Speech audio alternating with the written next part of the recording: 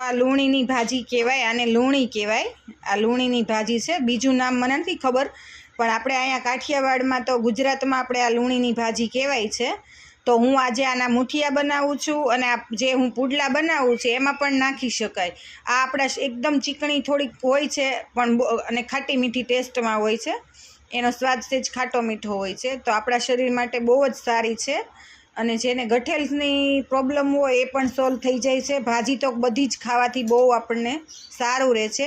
તો ચાલો હવે હું પહેલાં વીણી નાખું એકદમ સરસ રીતે। આના પાંદડા લેવાના છે, આ થોડીક મોટી છે, સેજ નાની હોય ને તો આપણે એને સુધાર નાખીએ તો ચાલે। તો ચાલો હવે હું આજે લૂણીની ભાજીના મુઠિયા બનાવીને તમને બતાવીશ। જો મિત્રો, આ છે પાલક। પાલક ખાવાથી આપણે રોગ પ્રતિકાર શક્તિ વધે છે, આપણા પેટમાં સુધારો થાય છે, ગઠેલ્સમાં સુધારો થાય છે, પાચન શક્તિ સુધરે છે। તો પાલક તો આપણે અવનવી વાનગી કરીને ખાવી જ જોઈએ। આના ઘણા બધા પણ ફાયદા છે। તો ચાલો આજે હું તમને બતાવીશ કે આ પાલકની ભાજી છે, આના પાન છે એ પણ આપણે મુઠિયામાં નાખવાના છે। તો ચાલો એને પણ હું વીણીને ધોઈને સાફ કરી લઉં। જો આ બધી જ મેં તૈયારી કરી નાખી છે, અને ભાજી મેં જો ધોઈ નાખી છે સરસ। એટલે હવે આપણે હું તમને કહું છું, જો મેં મકાઈનો લોટ નાખેલો છે, રાગીનો છે, બાજરાનો છે, જુવારનો છે, ઘઉંનો છે। ઘઉંનો ઓપ્શનલ છે, તમારે નાખવો હોય તો જ નાખવાનો। આ છે ચણાનો। હવે આપણે પહેલાં તો બધી ભાજી ધોયેલી છે, અંદર મેં નાખેલી છે પાલક, લૂણીની ભાજી છે, અને સરગવાના પાન છે। તો એને સરસ ધોઈને આપણે આની અંદર રાખી દઈશું પહેલાં। અને મેં આદુ, મરચાં અને લસણ એની પેસ્ટ કરી નાખી છે, પેસ્ટ પણ આપણે એની અંદર નાખી દેવાની છે। તો આ પેસ્ટ એકદમ મેં સરસ તૈયાર જ રાખેલી છે। આદુ, મરચાં અને લસણ એ પણ આની અંદર નાખી દેવાની છે। હવે આપણે થોડીક એમાં ગળપણ નાખશું, પછી લીંબુ નાખી દેશું,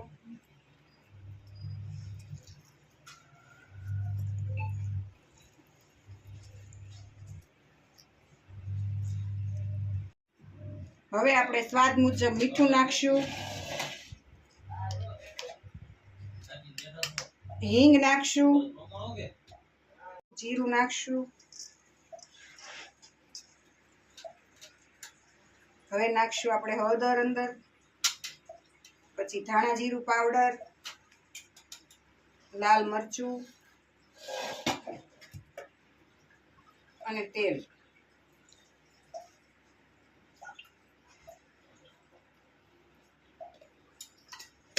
અને થોડોક ખાવાનો સોડા નાખવાનો છે।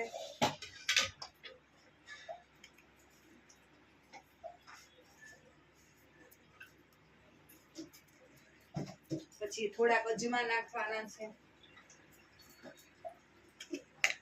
થોડાક નાખશું આપણે અજમા। હવે આપણે થોડું થોડું પાણી એડ કરતું જવાનું છે, અને લોટ બાંધી લેવાનો છે, અને ઢોકળિયું ગેસ ઉપર ગરમ મૂકી દેવાનું છે। આપણે પાણી નાખીને ચાલો હવે આપણે લોટ થોડું થોડું પાણી નાખીને બાંધી લઈશું।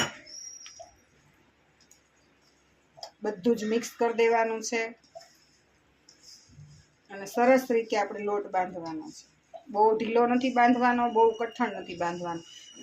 અને તમને હું એક સરસ મજાની, છેલ્લે સુધી મારો વિડીયો જોજો, હું તમને છેલ્લે એક સરસ મજાની ટિપ્સ આપીશ કે મુઠિયા કઈ રીતે કડક થઈ જાય છે।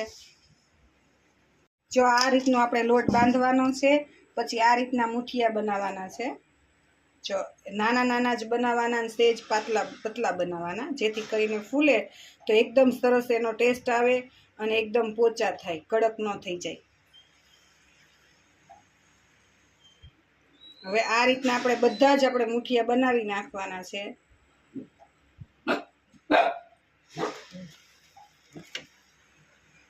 ઠરે એટલે આપણે થોડા આવી રીતે કટ કરી લેવાના છે। આ જો ઠરી જાય એટલે આપણે આ રીતના કટ કરી લેશું, અને રાઈ અને જીરું અને ખાંડનું પાણીથી આપણે ઓગાળી લેવાના છે। જો આ પણ ચડવા આવ્યા છે, આ જ રીતે કટ કરી લેશું આપણે। નાખી દીધું છે વઘારવા માટે। હવે આપણે રાઈ નાખવાની છે પહેલા તો, પછી રાઈ ફૂટી જાય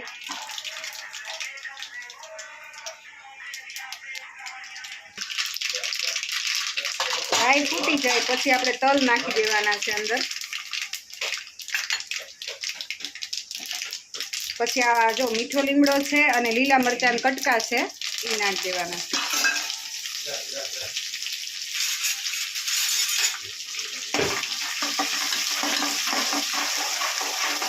અને અમે ખાંડનું પાણી કરેલું છે થોડુંક. પછી હિંગ નાખી દેવાની છે. હવે આપણે નાખી દઈશું અંદર મૂઠિયા.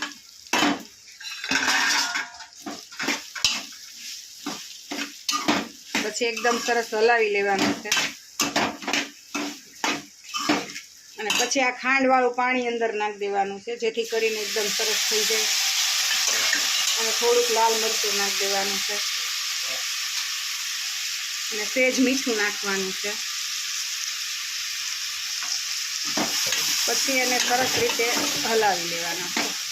જો તો એકદમ સરસ અને ટેસ્ટી મૂઠિયા મારા તૈયાર થઈ ગયા છે. અને હું તમને ટિપ્સ આપવાની હતી કે તમારે પોચા બનાવવા હોય તો દૂધી નાખવાની છે અને થોડુંક મણ વધારે નાખશો ને એટલે એકદમ સરસ પોચા રૂ જેવા થશે. તો ચાલો હવે આપણે ડીશ તૈયાર કરી લેશું. તો ચલો બાય. મૂઠિયા કેટલા સરસ તૈયાર થઈ ગયા છે. તો ચાલો હવે આપણે ખાઈ લેશું.